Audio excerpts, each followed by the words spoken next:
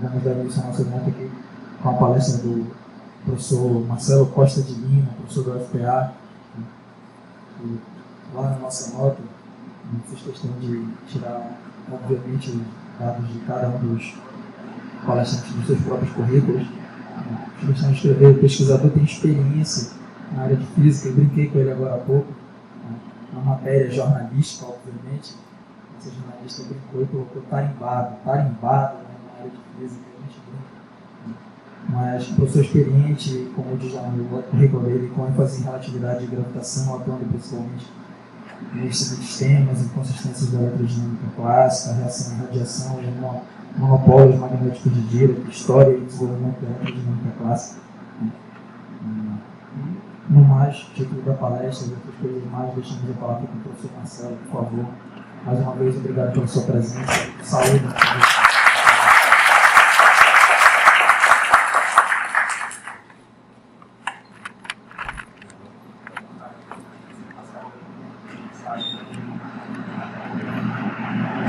Agradecer aí o convite.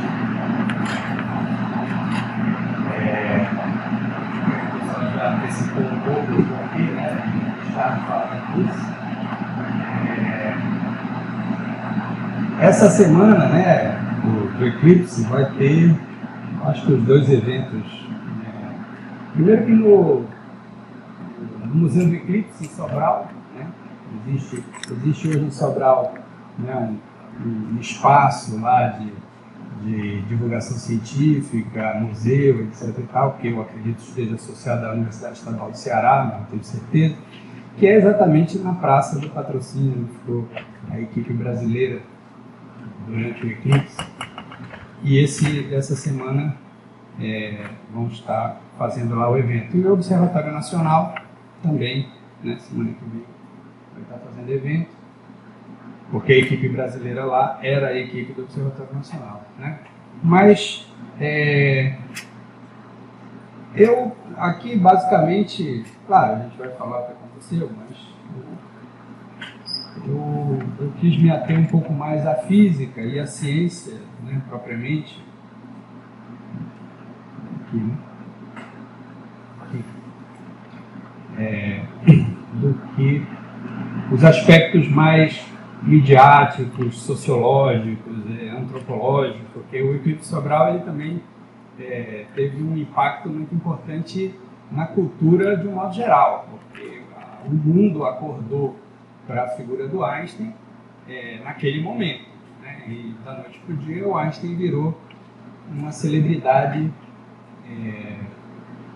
mundial, e o interesse do público em geral pelos aspectos não triviais da teoria da relatividade, né, que mudam a nossa visão intuitiva das coisas, né? Então, da noite para o dia, todo mundo queria saber disso.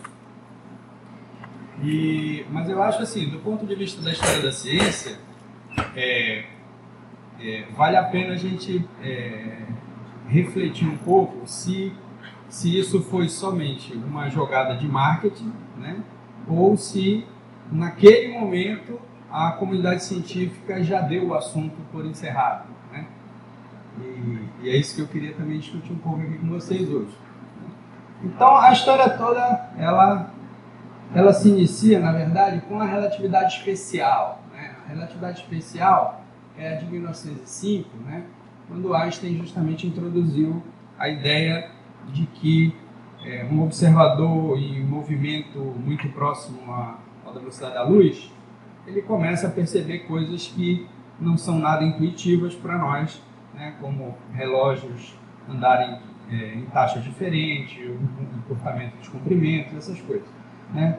Mas isso tinha uma finalidade, que era compatibilizar a mecânica,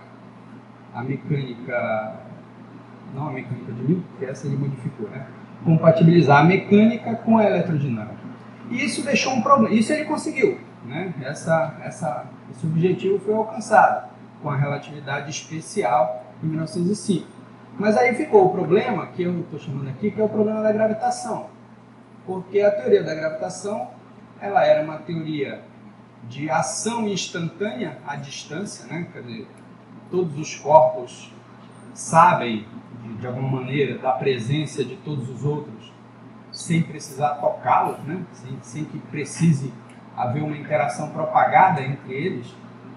E isso, diante da relatividade especial, havia se tornado uma espécie de contradição dentro da física, né? Como é que pode a ação da eletromagnética ser uma ação propagada, enquanto a gravitação ser uma ação instantânea, né? Então, foi nesse contexto que o Einstein começou a se preocupar em como construir uma nova teoria da gravitação que levasse em consideração o princípio da constância da velocidade da luz, né? Ou seja, que a interação ela precisa se propagar e que tem uma velocidade limite de propagação, que é a velocidade da luz no ar. Então, a primeira dificuldade que ele enfrentou foi em relação à questão da massa inercial e massa gravitacional, porque na relatividade especial ele mostrou que a inércia depende do estado de movimento, né? Então, grosso modo, se eu tento empurrar um bloquinho, alterar o estado de movimento né, mesmo que seja um bloquinho que aqui nas nossas condições usuais eu digo um bloquinho de 100 gramas, né? Eu querer alterar o estado de movimento dele da condição de repouso para a condição de 1 metro por segundo é fácil, mas se fosse querer alterar o estado de movimento dele de uma velocidade muito alta para essa muito alta mais 1 metro por segundo, não ia ser nada fácil, né? Que é a dependência da inércia com o grau do movimento. Aí foi que ele disse, será que então, nessa situação, o corpo tem mais peso? Né? Assim como a inércia depende do grau do movimento, será que o peso também depende do grau do movimento? No contexto da física clássica, essas duas coisas eram a mesma coisa, a inércia e o parâmetro que é responsável pelo peso. Mas no contexto da relatividade especial, isso não era claro, né? E foi isso que então virou, né, o problema da gravitação e que ele, em algum momento, começou a se questionar, né, se a gravitação poderia ser compatível com a relatividade especial. A gente já sabe a resposta é não. Não há como incorporar a gravitação na relatividade especial. E foi por isso que ele, então, né, partiu para a sua segunda grande empreitada, que foi a construção da relatividade geral, né? Relatividade geral. Então, nesse percurso, foi que ele, então, teve, né, o seu momento eureka. Como fazer isso? Né? Que base conceitual, ou que princípio conceitual eu poderia me agarrar para tentar construir uma teoria relativística da gravitação? E isso ele mesmo chamou, né, o pensamento mais feliz da minha vida, né, que é o que nós chamamos de princípio da equivalência, né? Ou seja, de que a gravidade ela é equivalente à própria inércia. Quando você está dentro de um carrossel e você se sente jogado para fora, né?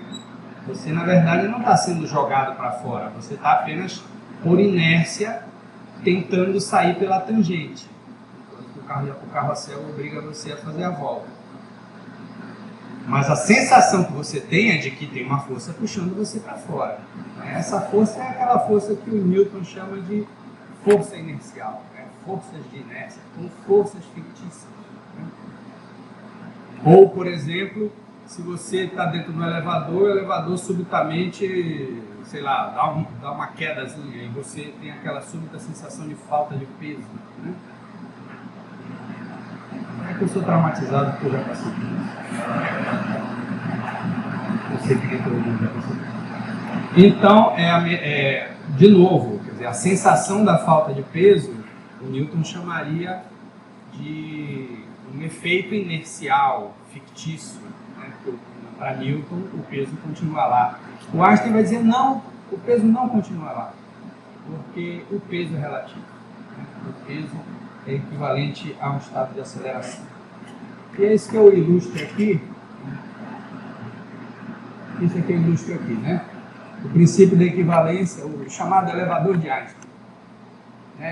Se o camarada está aqui na superfície da Terra, mas ele está dentro de uma caixa fechada, e ele observa um corpo caindo, ele na verdade não tem como decidir sem olhar para fora, né? Ele teria que olhar para fora e ver que o planeta está aqui fora.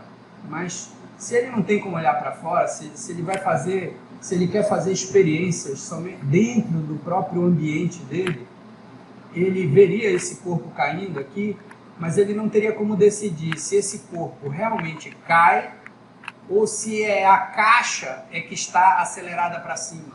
Né? E a situação similar é essa aqui.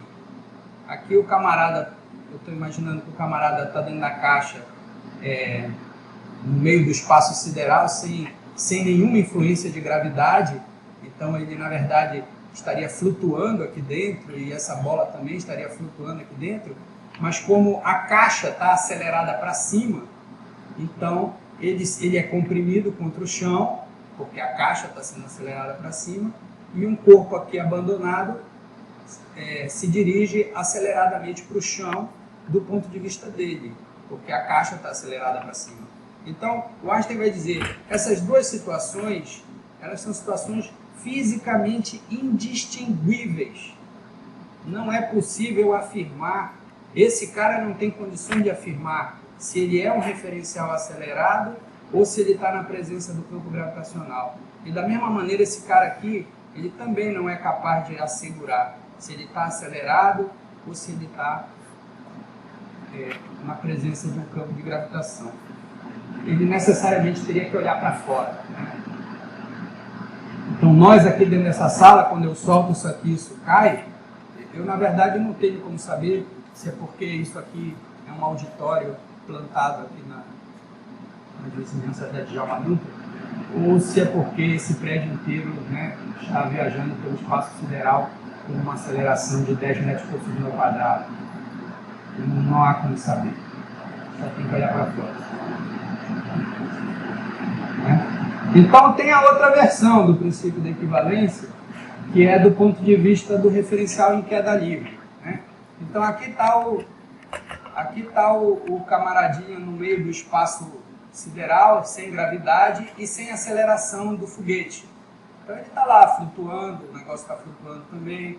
Então ele pensa, eu sou um observador livre ou eu sou um observador em queda livre? Porque a situação dele é fisicamente indistinguível da situação desse outro. Esse outro aqui, ele está despencando junto com o elevador, ele está caindo no campo de gravidade. Então, como ele está caindo em queda livre, dentro do elevador ele tem a sensação da falta de peso, a bolinha também fica flutuando lá dentro. Então ele não tem como dizer se ele está em queda livre ou se ele está livre no espaço sideral, livre de todas as forças. Né? Então, para a relatividade geral, tem uma coisa muito curiosa, é que este carinha aqui, em queda livre, ele é que é chamado de observador inercial. Né?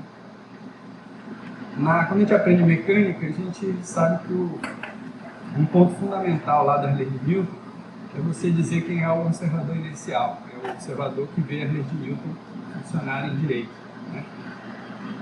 E na relatividade geral, e na mecânica de Newton, você diria, o observador inercial é um cara que está aqui no chão, e esse cara aqui é o observador acelerado. Né? Mas na relatividade geral é o contrário. Esse carinha aqui é o observador inercial, e esse carinha aqui é o observador acelerado. Então nós todos aqui somos observadores acelerados. Quer dizer, eu sou acelerado em relação aqui, estou aqui parado no chão. Tu és acelerado em relação ao cara que está em queda livre, o suicida, o cara que se jogou assim do prédio agora. Né? Em relação a ele que ele está acelerado. E é isso que importa para a relatividade geral. Tá bom. Então, aí, com isso, só com isso, o Einstein já pôde prever um efeito que ia estar presente na teoria dele da gravitação. Aqui eu coloco a situação para vocês. Imagina o elevador. O elevador, aqui são vários momentos, né? Ele está subindo uniformemente. O movimento aqui é uniforme. E aí eu estou botando vários momentos aqui desse movimento, né? Essa linha amarela aqui, eu estou imaginando que isso aqui foi, digamos assim, o camarada ligou um laser aqui nessa extremidade da caixa e ligou o laser apontado horizontalmente, né? Mas enquanto a luz caminha, ele sobe, né? Ele sobe. Então, esse laser que entrou lá na ponta da superior vai sair aqui na extremidade inferior. Do ponto de vista do observador dentro da caixa, em vez da luz, do raio de luz, ter percorrido aqui a horizontal, ele percorreu aqui uma linha oblíqua, né?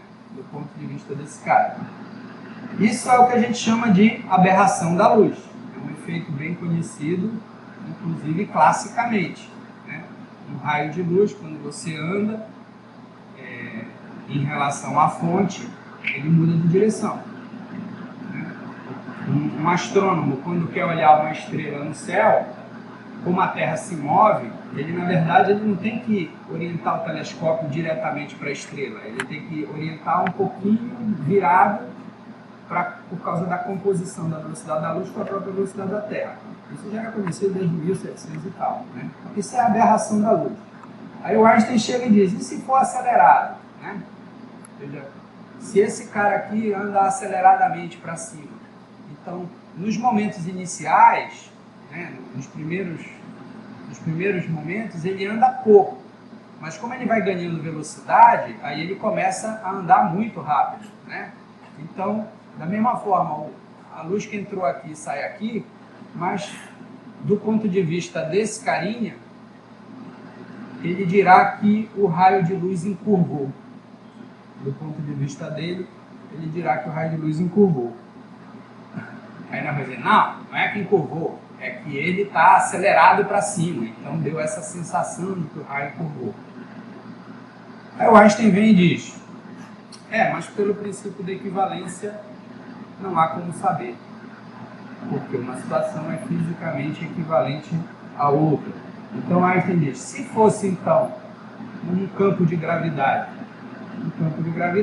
é fisicamente indistinguível de um campo de acelerações. Então, por exemplo, uma estrela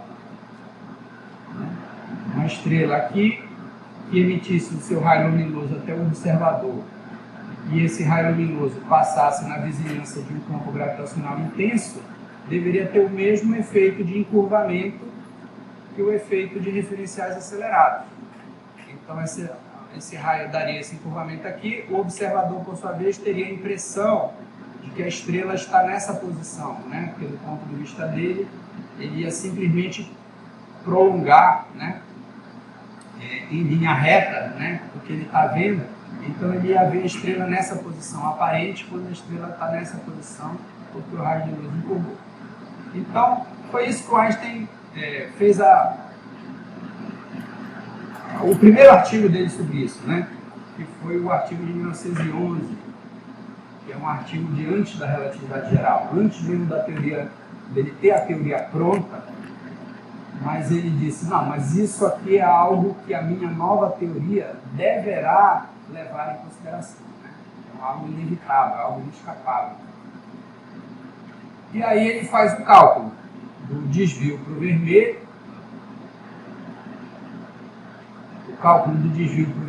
aqui o encurvamento dos raios luminosos, né, devido à ação da gravidade, e o desvio para o vermelho. Se você quiser, digamos assim, ver isso de um ponto de vista newtoniano, você poderia, não é muito rigoroso isso, né, mas você poderia pensar assim, não, é como se a luz, diante da gravidade, a luz também tivesse peso. Né? Então, quando eu jogo uma coisa para cima, ela vai perdendo velocidade No caso, a luz não perde velocidade, ela perde energia, né? Então, isso aqui é o desvio para o vermelho. Um laser azul lançado do chão para cima, quando ele chega, para ele subir no campo gravitacional, ele perde energia. Então, quando você vai observar lá no alto, esse laser, a frequência dele, ele era azul, ele, por exemplo, já desviou para o vermelho, uma frequência inferior, que vai dar menos energia. Então, por isso que é chamado desvio para o vermelho, né? Porque a luz, quando sobe no campo gravitacional, se ela estava no azul, ela tem no vermelho. Então, foram as duas previsões que o Einstein fez e que colocou a comunidade dos astrônomos para trabalhar. Para o encurvamento dos raios luminosos, o Einstein, na verdade, cometeu um erro.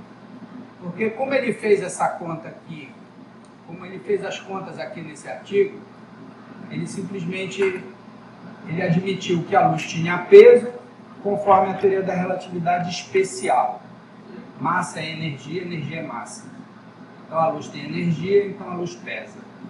Então ele considerou que a luz pesava, mas ele tratou a gravidade basicamente da mesma maneira que Newton tratou a gravidade. Então quando você faz isso, hoje a gente sabe, né? Quando você faz esse cálculo dessa forma, você chega neste valor aqui, para o encurvamento do raio luminoso, o desvio angular. Mas, na verdade, pela própria teoria dele, que ele ainda vai construir, o desvio, na verdade, é o dobro desse. Porque não somente a luz pesa, mas também o campo gravitacional não é, a rigor, como o campo newtoniano. Então, aí vem a segunda previsão, que é a previsão de 1915, né? Quando a teoria da relatividade geral finalmente estava pronta, né? Que aí quando o potencial gravitacional passa a ser tratado como uma grandeza tensorial, que tecnicalidade aqui não vem ao caso, só para dizer qual é a diferença, e aí ele de novo faz as duas previsões, a do encurvamento e a do desvio para o vermelho. O desvio para o vermelho continua na mesma, a mesma estimativa que ele fez antes, em 1911, continua válida em 1915. Mas o desvio do raio luminoso é que dobra de valor, né? Vai de 0,8 para 1,7, né? A partir da gravitação tensorial, né? Bom, e aí foi que... bom, tá aí a situação, né? Esse delta aí é justamente esse desvio aqui, né? Um raio luminoso que veio do infinito nessa direção, mas encontra o Sol pela frente, aí ele vai encurvar e vai seguir para o infinito agora nessa outra direção. Então esse delta é justamente o desvio angular entre essas duas direções aqui, essa linha reta e essa linha reta, que são as duas retas assintóticas desse raio de luz, né? E aqui é o cálculo inicial de 1911, né, que dá 2 vezes constante de gravitação, massa do Sol, o raio mínimo aqui, o raio mínimo de aproximação aqui em relação ao centro de gravidade, e a velocidade da luz ao quadrado, né? E depois de 1915, o resultado que é o dobro, né, que é 2 acho que 4 vezes. O redshift está aí também, fiz uma ilustração dele, esqueci, né? Então, o Sol está emitindo luz em todo o espectro, né? Desde infravermelho, bem, abaixo do infravermelho, desde rádio, passando todo o espectro visível, entrando pelo ultravioleta, raio-x, percentuais de raio gama, que não sei qual é, mas tem também. Enfim, o Sol está emitindo em todo o espectro. Mas se você pega um raio um raio luminoso no espectro do ultravioleta, né? Ele sai do Sol, ele não é visível quando ele sai do Sol, porque ele é ultravioleta, a gente não vê ultravioleta, mas ele shifta, então ele vai, no caminho dele até a Terra, ele vai perdendo energia e vai até que ele chega na Terra como, né, no espectro do vermelho, por exemplo, né? Que é justamente o redshift gravitacional. Bom, aí publicou a relatividade geral, ok, que esse é o artigo, esse é o artigo histórico da criação da relatividade geral, que é um artigo que aparece nas equações de campo, né? E aí finalmente o cenário todo, né, fica, digamos assim, fica pronto, né? Como é que é essa nova teoria relativística da gravitação. E a teoria da gravitação, ela, né, aqui só para ilustrar como seria a nova ideia, então, é que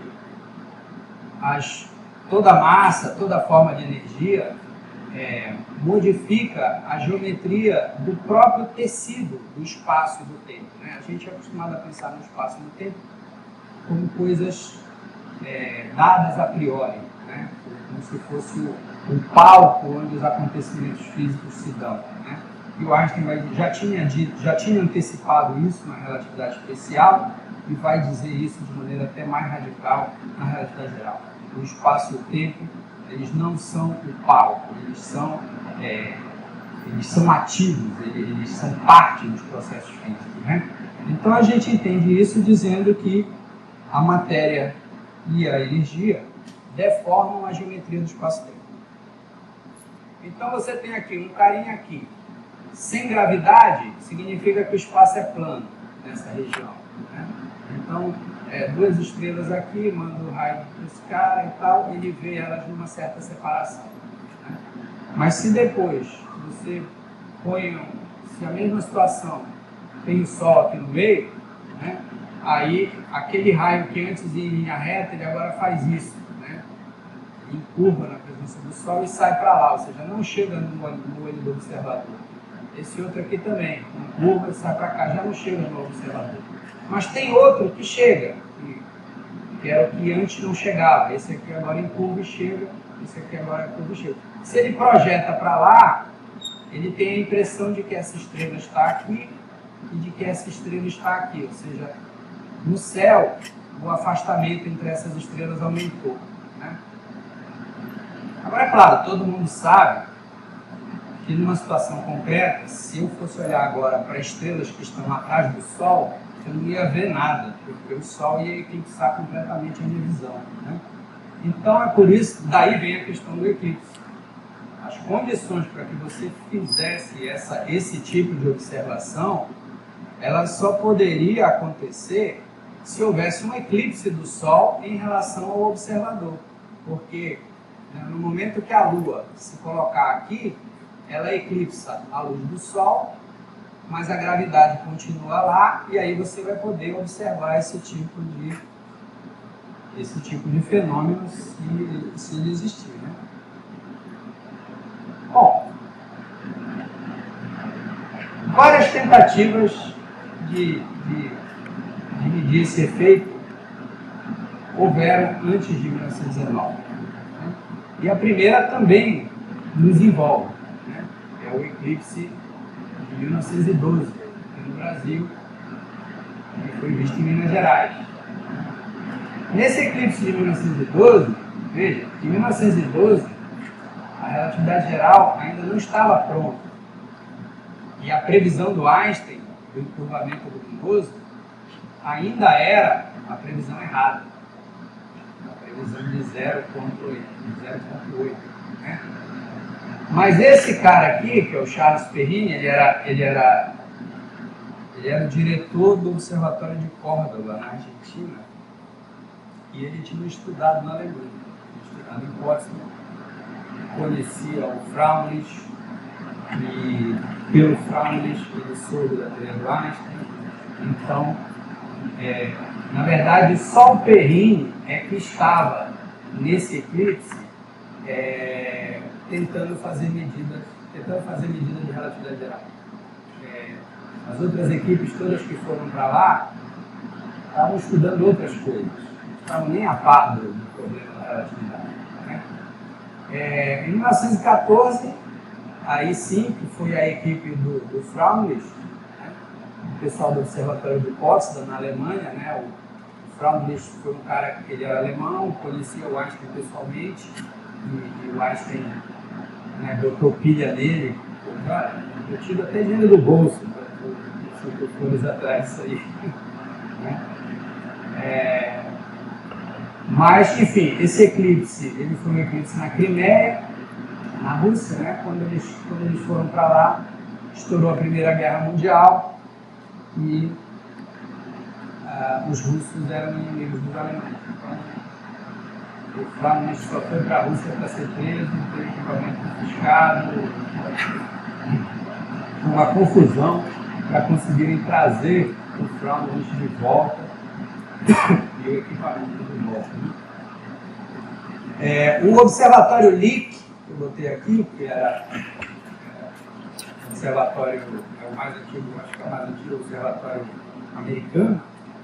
O Observatório Lick tinha mandado equipamento também, né? Eles não mandaram astrônomo, mas mandaram equipamento. E esse equipamento aqui ficou preso lá também. Depois desse teve o da Colômbia, que o pessoal perdeu também. O Campbell, que era o diretor do Observatório Lick, ele falou com o Perrine que seria uma oportunidade para medir. Né?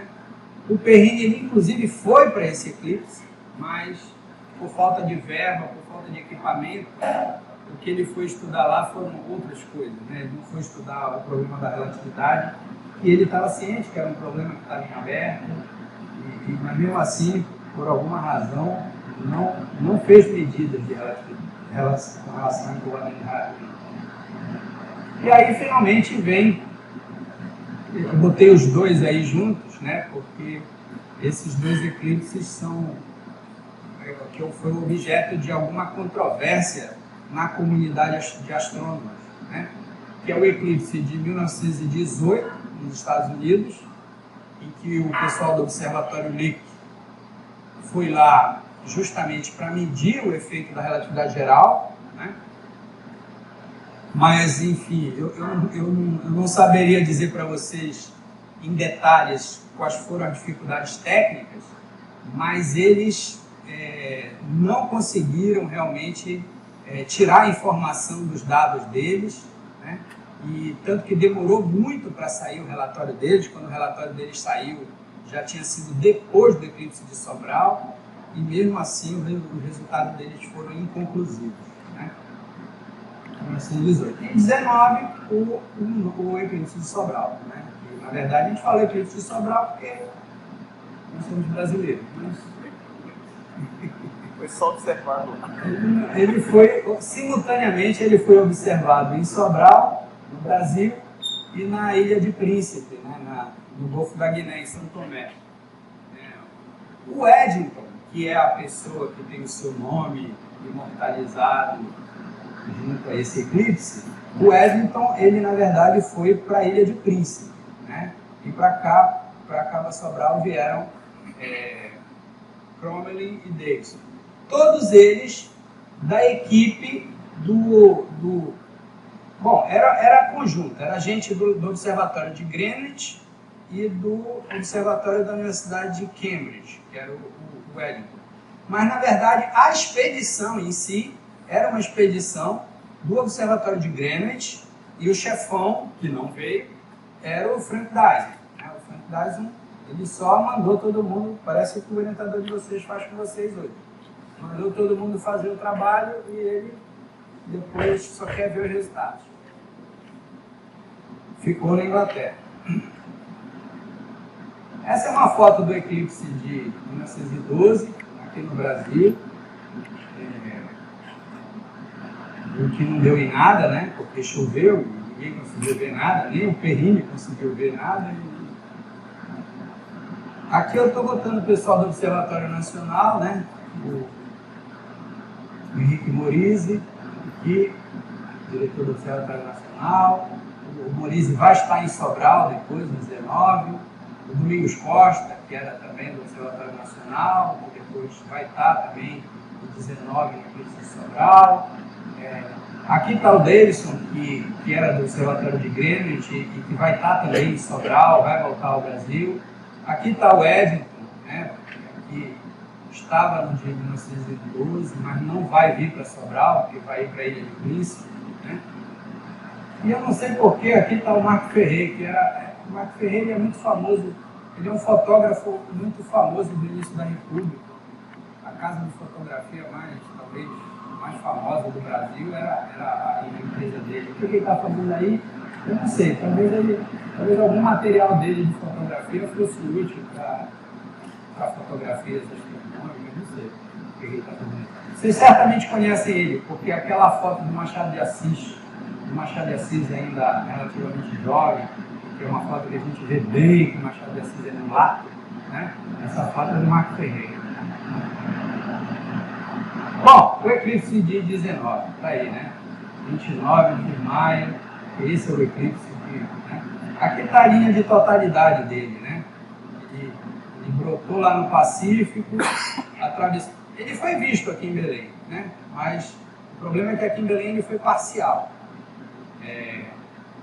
Aí ele passou aqui pelo Ceará, atravessou e veio aqui para... Aqui é onde foi aqui no Golfo da Guiné, é onde está a Ilha de Príncipe, onde o Eddington foi observado. Aí o pessoal dos ingleses, né? Aqui está o Phil Dyson, o Eddington, que foi o chefe da expedição lá na Ilha de Príncipe, e o Crommelin, que foi o chefe da expedição aqui no Brasil. Né? E essa foto aqui, o Davidson veio com o Crommelin para o Brasil. Aqui é uma foto do Davidson com o Dyson. E esse aqui é o equipamento que eles trouxeram para o Brasil. Bom, isso aqui é só um marketingzinho barato, né? Que é uma foto do estado do Pará. Porque isso aqui foi justamente a matéria de jornal que deu origem àquele um artigo que eu e o Crispino publicamos, né? na Physics in Perspective. E a história toda começou por causa desse artigo de jornal, né, que nós encontramos no Centur, né, uma matéria de página inteira do jornal Estado do Pará, com uma reportagem, uma matéria do Crommelin explicando, né, para o público em geral o que eles tinham vindo fazer no Brasil. Né, e esse é o navio que eles vieram, né, foi o primeiro navio de passageiros a fazer uma rota transatlântica para o Brasil após a Primeira Guerra Mundial. Né? As hostilidades acabaram. A primeira viagem que teve depois disso foi justamente essa viagem deles, Anselmo, que veio aportou aqui em Belém. Né? Eles vieram para Belém. Né? Deixa a gente lembrar, isso aí ainda é época da borracha, quer dizer, Belém ainda era, né, em termos de norte do Brasil, era a cidade de que o mundo tinha referência, né? Então era mais fácil de ir para Belém. Né? Era a época em que a elite paraense ainda lavava suas roupas em Paris, né? Andava lavando Paris e trazia de volta. Bom, claro, não na guerra, mas durante a guerra. Então foi esse trajeto aqui, né? Londres, Lisboa, Belém. Aí, como dava tempo, eles ainda foram conhecer Manaus, voltaram para Belém. Aí de Belém, sim, que foram para Camocim e Sobral. Né? E essas fotos são do próprio jornal paraense, né? do estado do Pará. Isso aí foi uma foto do Anselmo que eu achei na internet, porque essa foto aqui é horrível, né? Pelo menos eu achei essa aqui, que é... tá aí a página do estado do Pará, né? Aqui, toda essa parte aqui é dedicada ao artigo deles, né? Explicando o público paraense. O Crispino tem uma desconfiança de que essa seja a primeira matéria jornalística sobre a relatividade geral na imprensa brasileira, né? Ele tem essa desconfiança. Eu falei, olha, temos que estudar mais para poder afirmar isso aí, né? Porque nada, nós sabemos que no Rio de Janeiro, né, havia a Escola Politécnica, havia o Observatório Nacional, a Escola Politécnica congregava a elite da intelectualidade de ciências exatas no Brasil, e tinham pessoas que sabiam de relatividade geral lá. Então, eu acho um pouco arriscado a gente afirmar isso. Mas tudo bem. O que eu destaquei aqui, só um trecho da coisa dele, é porque quando ele explica para o repórter, ele ainda fala do éter. Ele diz, não, porque quando a luz vem de lá até aqui, através de ondas no éter, o éter que ocupa todo o espaço, né? Para quem sabe um pouco disso aí, sabe que uma coisa impactante da relatividade foi que o Einstein, de certa forma, ele é o camarada que sepultou o éter, aquilo que se acreditava que o espaço vazio não existia e tal. Então a gente vê aqui um astrônomo que está exatamente à busca de um efeito da relatividade geral, mas na cabeça dele ele pensa a moda antiga, né? Isso que eu achei curioso destacar. Bom, aí, pronto, chegamos a Sobral, finalmente, né? Aqui é onde ficou o equipamento dos brasileiros, na Praça do Patrocínio, em Sobral, né? Essa igreja está lá até hoje, isso aqui hoje é uma praça, e no meio dessa praça está justamente o Museu do Eclipse, onde vai haver eventos aí semana que vem. E aqui está a torre da igreja do Patrocínio, aqui você vê ela aqui, né? Então aqui já é o que eles chamavam o Jockey Club de Sobral, que é onde ficou o pessoal da expedição Carnegie, né? que veio também. Aí está o equipamento do pessoal de Greenwich, e aqui é que é a questão. Esse telescópio, aqui está aquele espelhozinho que a gente viu na outra foto do Dyson com o Cromley. Com o Dyson com o Dyson. Esse equipamento, esse telescópio e esse trio aqui, havia um trio idêntico a esse lá na Ilha de Príncipe, com o Edison.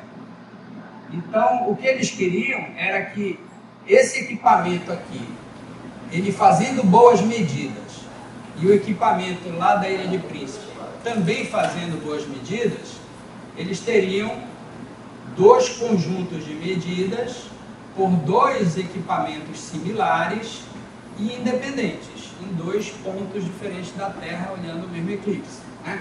É isso que eles queriam. Acontece que lá na Ilha de Príncipe deu tudo errado para o Eddington. Choveu, etc. e tal, as medidas dele não foram boas, né? Ele mesmo, o próprio grupo de Cambridge admitiu isso, né?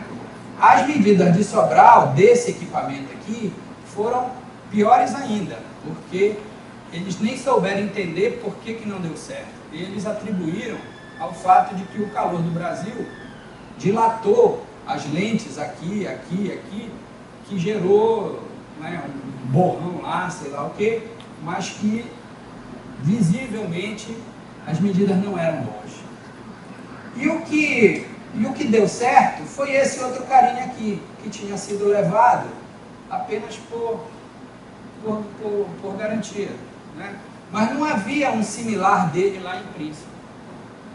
Então foi justamente esse camarada aqui que fez as melhores imagens. E aquelas que, com o passar do tempo, todo mundo pôde dizer, olha, essa medida está perfeita, está claro, o encurvamento está aqui, está dentro da escala desejada, né, da escala confirmada do fenômeno, ou seja, embora tenha sido um pouco, na época, um elemento de sorte que esse equipamento estivesse lá e fizesse boas fotografias, mas o fato dele estar isolado foi o que levantou controvérsias entre os astrônomos, né? Acho no seguinte sentido, a gente não pode acreditar que confirmou se a gente só tem uma medida, né? A gente só tem um dado, é preciso ter uma família de dados independentes para comparar, ver que tudo converge, e aí você vai dizer, ok, vimos, né? E cabe um comentário aqui, né? Porque, por exemplo, hoje em dia, o LHC, o pessoal lá no CERN diz pra gente que o bóson de Higgs foi descoberto, a gente acredita. Porque ninguém no mundo tem condições de ir confirmar nos seus próprios laboratórios que o bóson de Higgs existe. Porque não existe outro laboratório, só existe o LHC. Né? Então, enfim, a gente está, quanto mais a gente está buscando a agulha no palheiro, mais a gente se condena a esse tipo de situação, em que a comunidade científica começa a fazer voto de confiança para a própria comunidade científica. Né? E aí, claro, que você ter transparência, você ter uma política de tornar públicos seus dados, é claro que tudo isso ajuda. Mas o ideal seria que você pudesse ter vários laboratórios independentes que pudessem te dar informação sobre aquela medida, né? Para que a gente, digamos assim, estivesse fazendo uma ciência, digamos assim, saudável, né? Não sei se a palavra é essa. Então foi isso a origem da controvérsia. Do ponto de vista dos brasileiros, né? Existe no Brasil aquela eterna discussão que foram os dados de Sobral, não foram os dados de Sobral, né? Tem gente que as medidas do Eddington não eram medidas de Sobral. E o que eu posso dizer para vocês, tanto quanto eu sei dessa história, é que se tem uma medida que valeu em 1919, é a medida de Sobral. Né? Muito embora isso não tenha passado dessa forma para os anais da ciência. Né? Então está aí a foto de todo mundo que estava em Sobral. Né? De novo está aqui o Davidson, o Cromley, né, do Observatório de Greenwich. Aqui o pessoal do Observatório Nacional, o Alírio Matos, o Lélio Gama, Morise está aqui. Né? E os caras da Fundação Carnegie, que é esse Daniel Wise e esse Andrew Thompson, que vieram fazer observações de geomagnetismo durante o eclipse, de velocidade atmosférica, não tinha nada a ver com relatividade tampouco. Então, na verdade, nesse grupo todo aí, só eles é que estavam envolvidos com as medidas de encurvamento de raio luminoso. Os outros todos estavam estudando outras coisas que se estudam durante eclipse, né? Particularmente a coroa solar. A coroa solar só se vê durante o eclipse. Né? Quer dizer, hoje em dia não, mas é certo. E havia todo o interesse do estudo espectroscópico da coroa solar.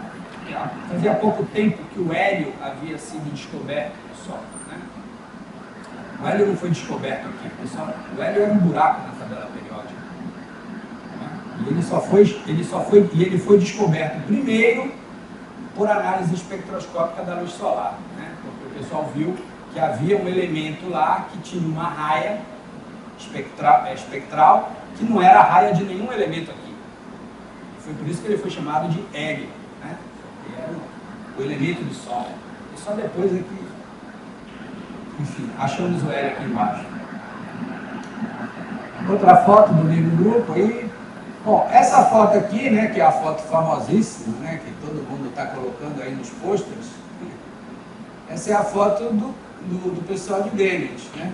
E essa aqui é uma foto do pessoal do Observatório Nacional, que a gente vê que a resolução da foto aqui não é a mesma, né? Porque essa mesma protuberância aqui, ela está aqui, escondida no meio dessa luminescência. Né? Mas tudo bem, né?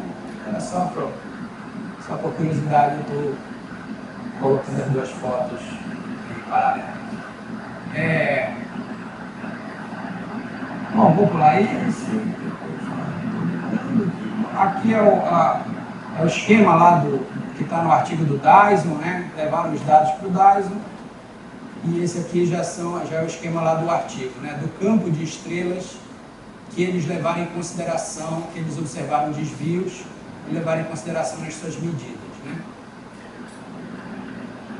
Aqui é a foto do negativo, não está dando para ver direito, mas as setinhas aqui indicando estrelas deslocadas nas suas posições. Como sempre, o deslocamento para fora, né? Que eu tinha mostrado naquele slide anterior, a posição aparente, ela cai para fora do centro de atração. Vou pular isso aqui. Bom, aí veio a reunião que foi já em novembro, né? Foi uma reunião conjunta da Royal Society e da Royal Astronomical Society, né?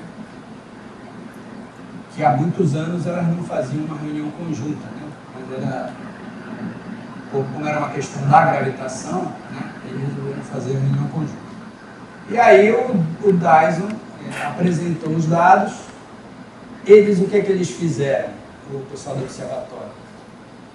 Mesmo reconhecendo que as medidas de Príncipe não eram boas e que as medidas de Sobral daquele outro equipamento também não eram boas, mas como esse era o caso de duas medidas independentes por aparelhos similares que eles tinham, eles deram mais peso para essas medidas do que levar em consideração a outra medida de Sobral, que era a boa.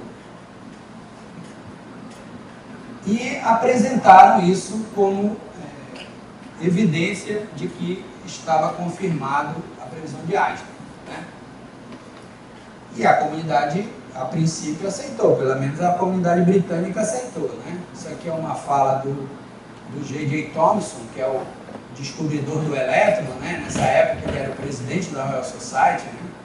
E o Thomson disse: este é o mais importante resultado da gravitação desde os tempos de Newton, uma das maiores conquistas do pensamento humano. E o Lorentz e o Ehrenfest, né? Que já começavam a tramar o lobby a favor do Einstein para o Prêmio Nobel, né? Que trocaram correspondência, né? Uma das mais brilhantes confirmações de teorias já alcançadas, muito apropriado para abrir caminho para o Prêmio Nobel. O Einstein já amargava essa coisa de não ganhar o Prêmio Nobel já há alguns anos, né? Anos sucessivos ele era indicado e nada. Então, mas a partir desse fato, aí as coisas se precipitaram, né? Foi o ano que ele virou, como eu disse, né, uma estrela global. Então, isso aqui eu tirei do livro de Jerônimo. Isso aqui eu tirei lá do teu livro. Luzes e curvam-se do céu, né? O professor Jerônimo tem um livro que ele analisa aí as condições sociológicas e esse impacto todo, né, social, né, de como que isso, né, também é uma bola de neve que se cria, né, às vezes em torno, né, porque uma ideia que sai da esfera científica e ganha a sociedade. Então, isso é uma manchete de jornal, acho que é do Times. É do Times. Essa outra aí foi que saiu nessa London Illustrated London News, né? A revista ilustrada de Londres, mostrando aqui, mostrando Sobral aqui, mostrando a trajetória do eclipse e tal, mostrando aqui o encurvamento, a posição real, a posição aparente e tal. E as revistas que deram destaque à pessoa do Einstein, né? Então, a primeira, não sei falar alemão, desculpem, então não sei o nome dessa revista, mas a foto né, a capa da revista só inteira uma foto do Einstein, escrito aqui embaixo: um novo gigante na história do mundo. Isso aí, os franceses, né, também, um pouco depois, né, um pouco tardiamente, a gente sabe que houve certa resistência aí, né, da aceitação da relatividade pelos franceses. Bom, aí vem a polêmica, né? Afinal, Sobral ou Príncipe, né? Vou transcrever aqui algumas coisas para vocês.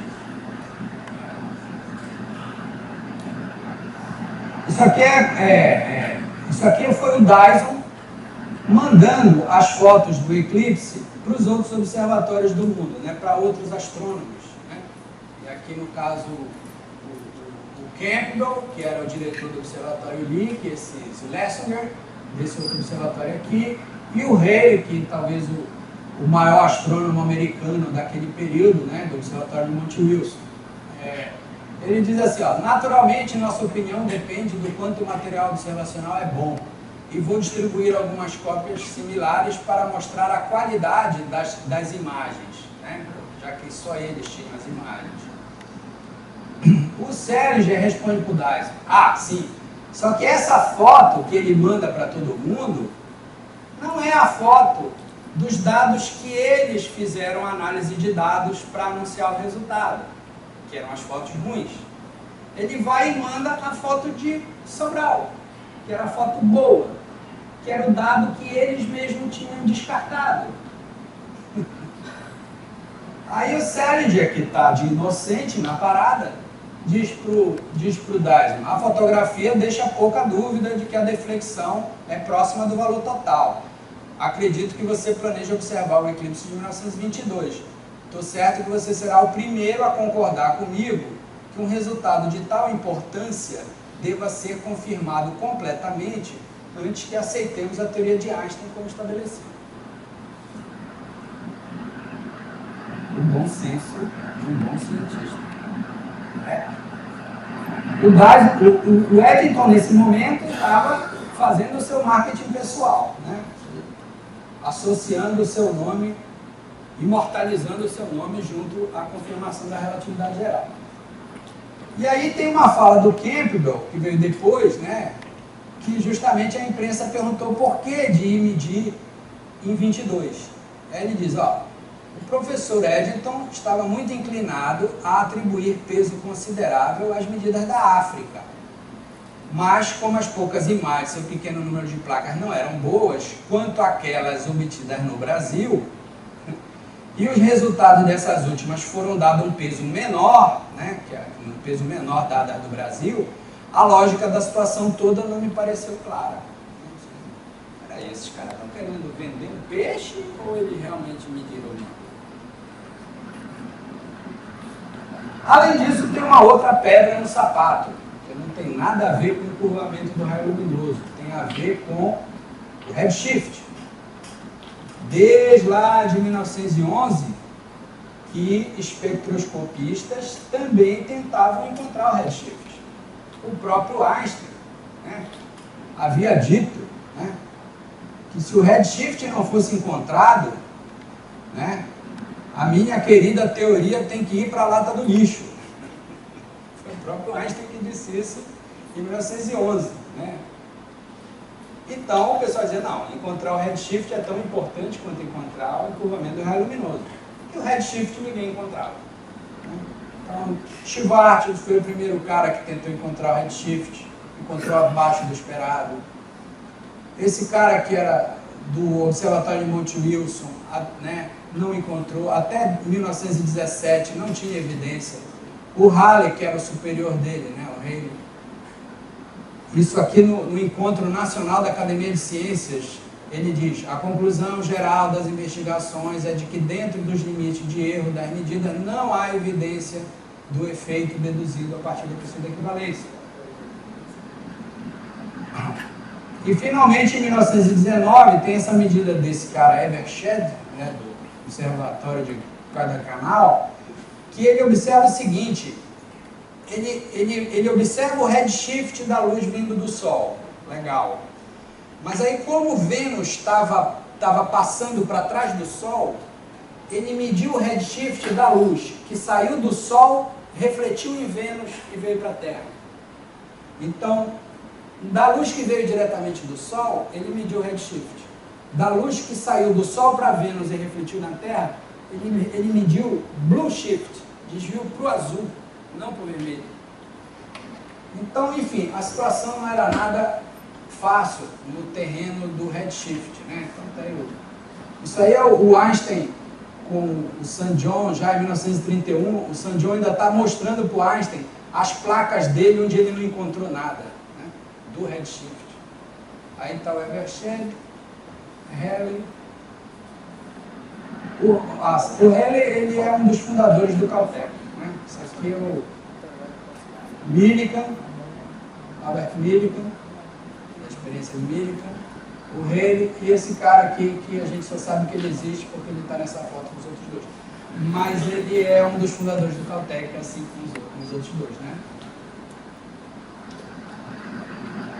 Ó, em 1917, por exemplo, quando o Einstein foi indicado ao Prêmio Nobel, o Einstein ele era figurinha, em matéria de indicação, o Einstein era figurinha fácil, né, no comitê da Fundação Nobel. Foi indicado entre 1910 e 1922, ele foi indicado todos os anos. Em 22 ele ganhou.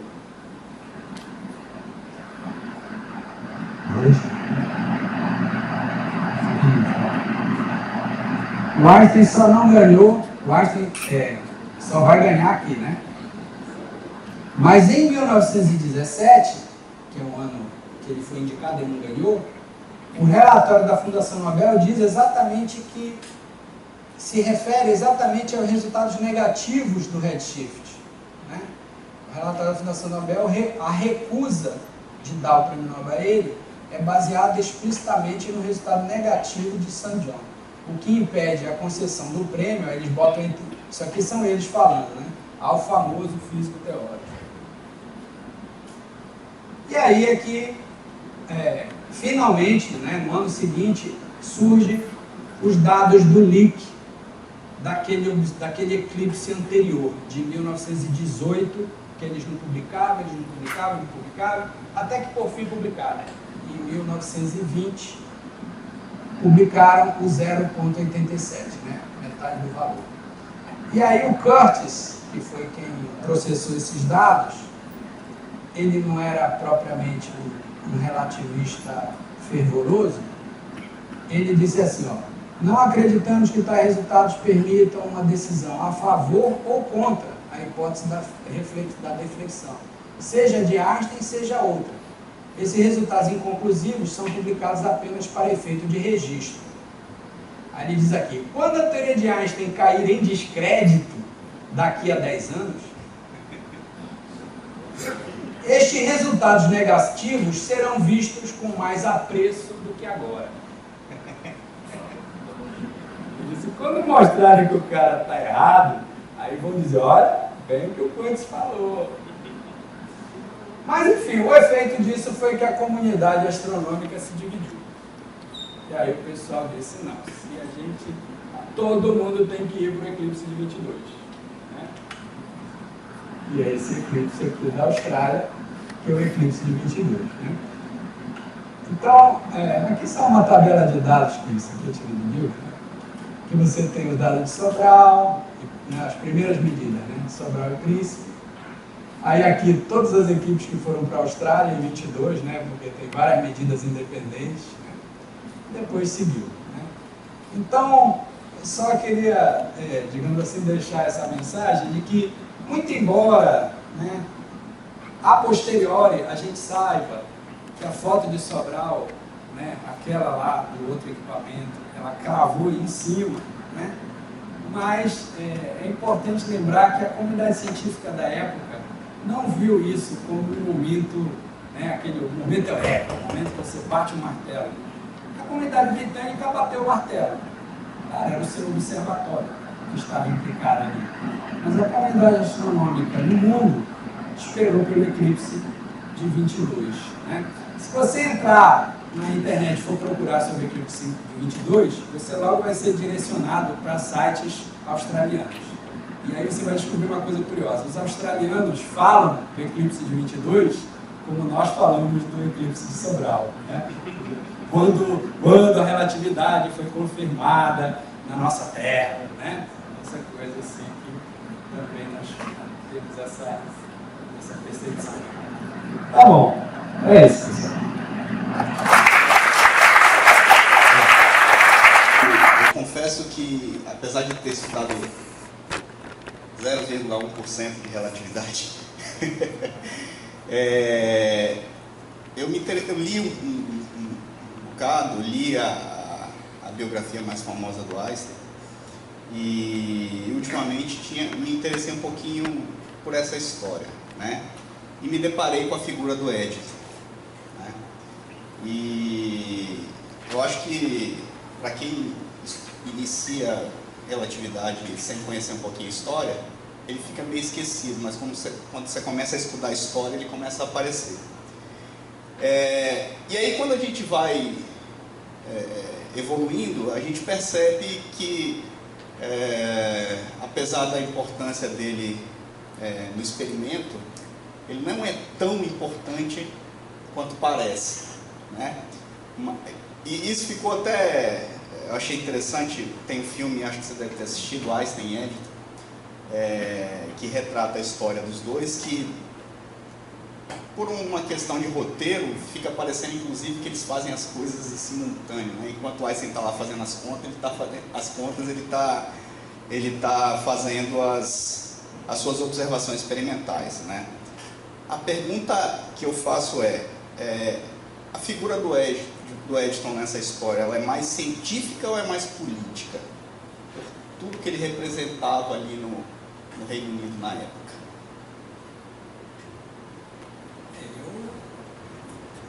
É difícil responder, mas se eu for responder baseado também no que eu conheço dessa história, eu acho que o fato do nome dele estar imortalizado ao lado ali da Avenida de Sobral, que é um lugar onde ele nem esteve, é uma questão da militância que ele exerceu no sentido de difundir a teoria da relatividade geral, né? Uma coisa que ele...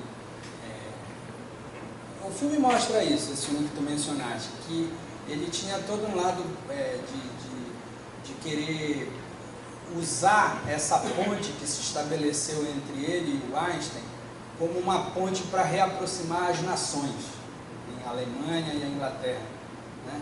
Ou seja, usar esse marketing todo como uma maneira de intercâmbio cultural que reaproximaria a Alemanha da Inglaterra, né?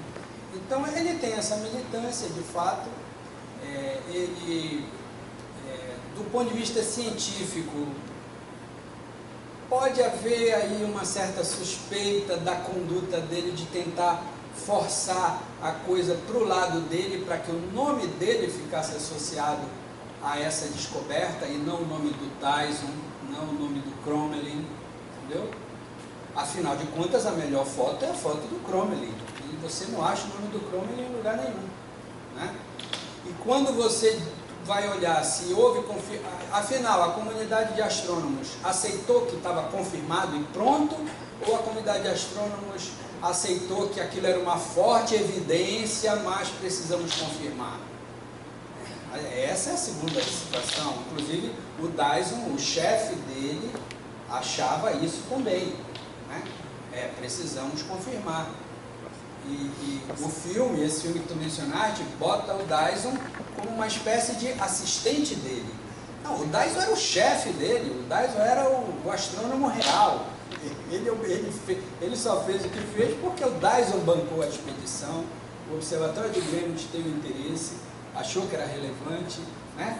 Então tem esse lado aí um pouquinho, vamos dizer, talvez um pouquinho questionável da atitude dele, da postura dele. Mas eu acho que, na verdade, ele não merece também passar para a história como vilão. Por quê? Porque ele, de fato, foi um divulgador da relatividade geral, não só na mídia, como na academia, né? O livro dele de relatividade geral é o primeiro livro didático de relatividade geral da história. O Einstein era uma pessoa, nesse aspecto, o Einstein era péssimo. O Einstein não tinha aluno, o Einstein não escrevia livro, o Einstein não gostava de dar aula, o Einstein é uma pessoa que, aquela coisa, o lobo solitário, né? Ele não é o cara que fez escola, né?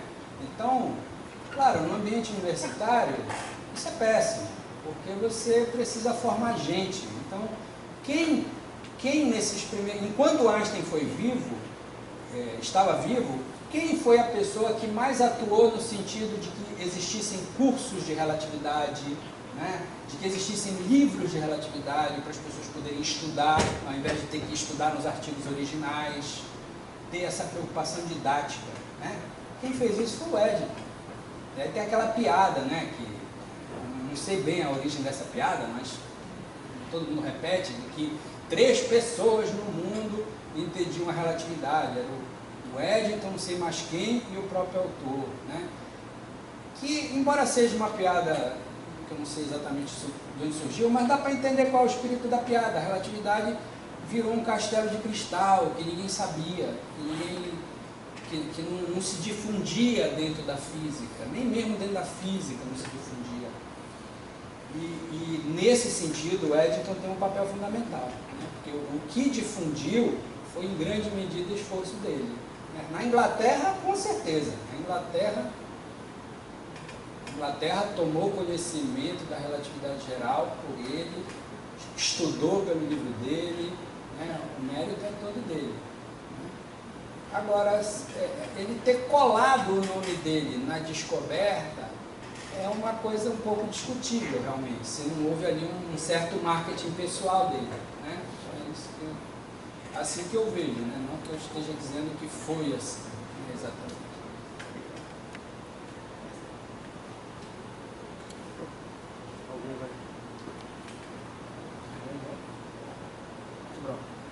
Aproveita. 1, 2, 3, foi. Não sei quem foi. Alô? Eu não fui. Pega logo outro.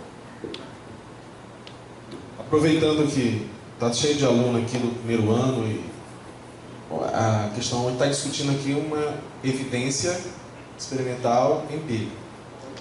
Comparando com a história agora do buraco negro, né? A gente tem que confiar em equipamentos e confiar em medidas únicas. Aí foi uma coisa que eu achei interessante na tua fala e eu queria que tu, sei lá, discorresse um pouco esse paralelo aí. Eu acho que nós não devemos confiar em medidas únicas, né? Não devemos, né? Quem confia em medida única é quem está querendo fundar uma igreja. Verdade. Agora, ao mesmo tempo, eu sou obrigado a reconhecer que a atividade científica alcançou um grau de complexidade tão grande que envolve um gasto de dinheiro em pesquisa tão monumental que só certas nações do mundo são capazes de empreender, né? Que nós acabamos nos confrontando com esse dilema, né? Devemos acreditar realmente que aquilo ali é a foto de um buraco negro, aquilo que nos foi apresentado? Devemos, por exemplo, ano passado, ano retrasado, quando o LIGO viu a primeira onda gravitacional, demoraram 6 meses para anunciar, porque sabiam que iam levar porrada. E ficaram lá tentando encontrar tudo que era fonte de possível erro, possível ruído, que eles pudessem excluir para dizer, olha, já pensamos nisso, não é. Ah, mas isso, também já pensamos nisso, não é. Então é a onda gravitacional, né? Mas de qualquer jeito, mas ali foram 2 interferômetros, no caso da onda gravitacional, o LIGO e o Livingston, né? O LIGO de Livingston e o LIGO de Washington, que eles estão na ponta, se os Estados Unidos fosse um retângulo, né? Eles estão nos vértices opostos desse retângulo, se você pensar nos Estados Unidos como um retângulo. Mas, enfim, eram 2 observatórios americanos e ninguém mais tinha nada a dizer. Então, houve esse questionamento, né? Recentemente, um grupo da Dinamarca encontrou correlações causais no ruído das medidas deles. Então, se tem correlação causal, é porque aquilo não é ruído, não devia ter sido descartado, né? E isso gerou uma certa discussão aí na rede, né? Que, aliás, eu nem sei qual é o desfecho dessa discussão. Mas seja como for, de lá para cá já surgiram outras evidências. Então, a coisa vai consolidando, né? Eu acho que, enfim, em resposta à tua pergunta não devemos acreditar numa medida única e isso tira um pouco o brilho desses momentos eureka da ciência, né? Porque você gostaria de dizer, olha, aqui, pá, acabou, né? Tá lá. E na prática é muito complicado você conseguir fazer isso, né? E eu acho também que a história de Sobral também ilustra um pouco isso, né? Em relação à foto do buraco negro, eu lembro que os meninos me perguntaram isso lá na FPA logo no dia seguinte, claro, né? Aí eu disse, rapaz, eu acho que eu estou me sentindo que nem um jesuíta quando botou o olho no telescópio do Galileu. Né? Tu olha para o Galileu, olha, tá lá a montanha na lua. Aí o cara olhava assim, via uma sombra, via uma aberração cromática na borda do telescópio e dizia, mas olha, mas está colorido também. Não, mas a cor tu esquece, a cor é mau funcionamento do telescópio, o que importa é a sombra.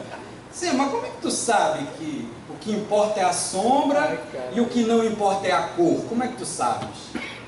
Né? Porque tu está me pedindo para acreditar que o que eu estou vendo aqui é verdade, é o que está lá. Eu estou vendo uma cor, por exemplo. A cor é verdade? Não, a cor não é verdade, porque a cor é a aberração cromática no telescópio refrator, é o problema do telescópio refrator.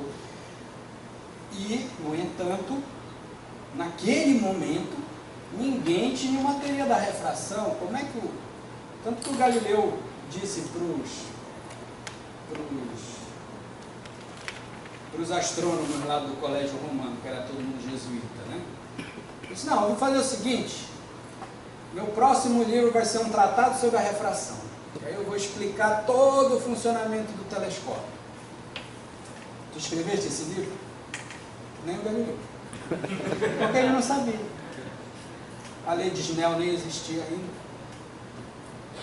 Então, houve ali um elemento de convicção científica dele, mas houve também um certo elemento de, vamos em frente que depois Edison. A gente acerta o passo. Meio Edison aí, querendo. Houve.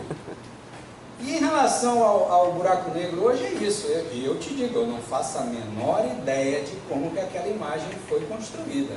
Quer dizer, claro, faço a menor ideia. Faço. Só olhar na internet, está todo mundo explicando. A própria Terra, você pegou, né, vários telescópios e para montar com eles como se a própria Terra fosse um só telescópio, para você ter resolução angular, né? Além disso, a foto não é no visível, porque se você pega uma imagem visível lá daquela região do céu, está toda eclipsada por poeira. Então, na verdade, é onda eletromagnética de outra faixa do espectro que atravessa a poeira e que depois você converte em algo visível para lhe dar uma ideia do que seria a imagem. Então, claro, tem toda essa tecnicalidade aí envolvida